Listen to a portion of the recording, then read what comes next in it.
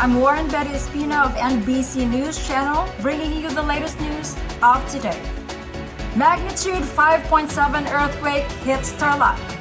Here's Anne live in Tarlac to give us an update of the sad earthquake. Anne? Magandang araw mga mahal kong kababayan. Ang iyong tagaulat, Michelle Ann Orculio. Magandang hapon sa inyong lahat, may kakapasok lang na balita. Magnitude 5.7 earthquake hits Tarlac. Too deep to be felt from Feebles. A magnitude 5.7 earthquake struck Tarlac province just today.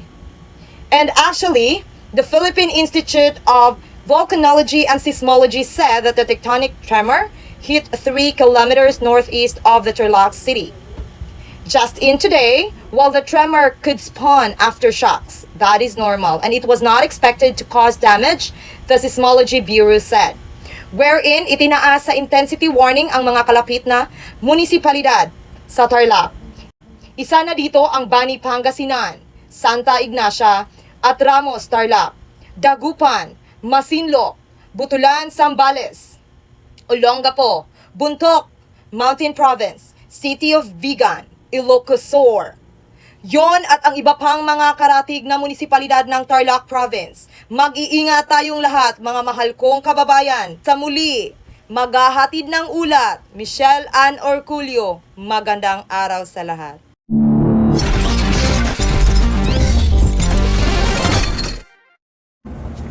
In the world of sports, straight sweeps for Team Philippines. It is official for Gilas Pilipinas to play for FIBA Asia Cup 2025 to be held in Saudi Arabia on August next year. Our men's national basketball team finished with 4-0 win record when they defeated Hong Kong with 93-54 last Sunday, securing a spot.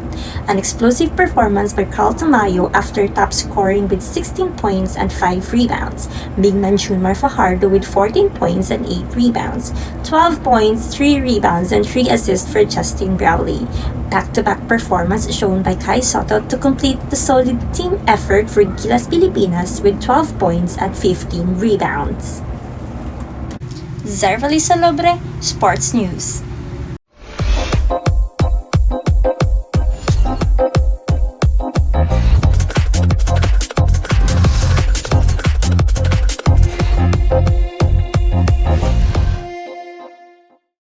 Monday, chikahan mga kapuso! Certified breaking na ang pelikulang Hello Love Again ni na Alden Richard at Catherine Bernardo na lagpas 1 billion pesos na ang kinita sa box office worldwide. At bilang pasasalamat, personal silang bumisita sa Global Pinoys. Dahil tingin ni na Alden at Kat, bukod sa marami naghihintay sa pagpapatuloy ng love story ni na Kitan at Joy, marami rin ang nakarelate sa pagpapakita nila ng buhay ng mga OFW. A lot can relate to it. Maraming Pilipino all over the world.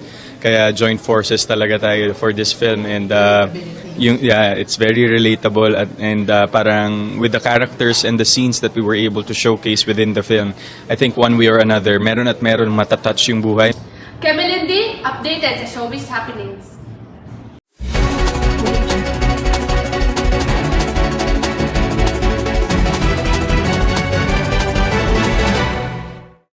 Kailangan ng tapang Nescafe Original. Tikman ang kapeng-kapeng aroma at sarap ng may tapang para bumangon. Nescafe Original.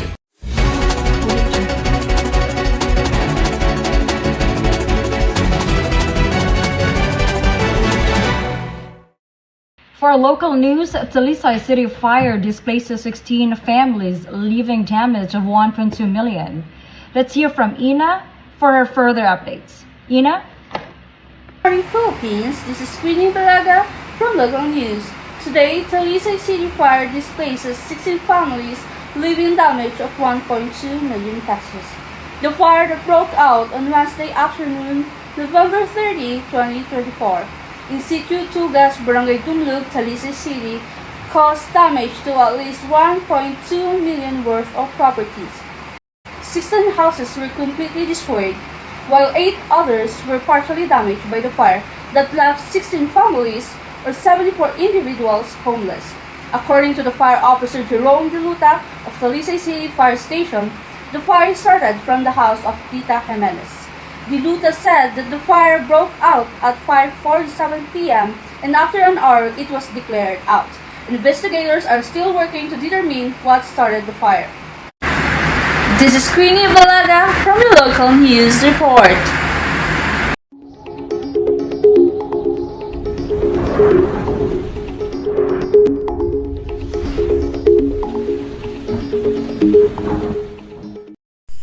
Magandang araw mga kababayan.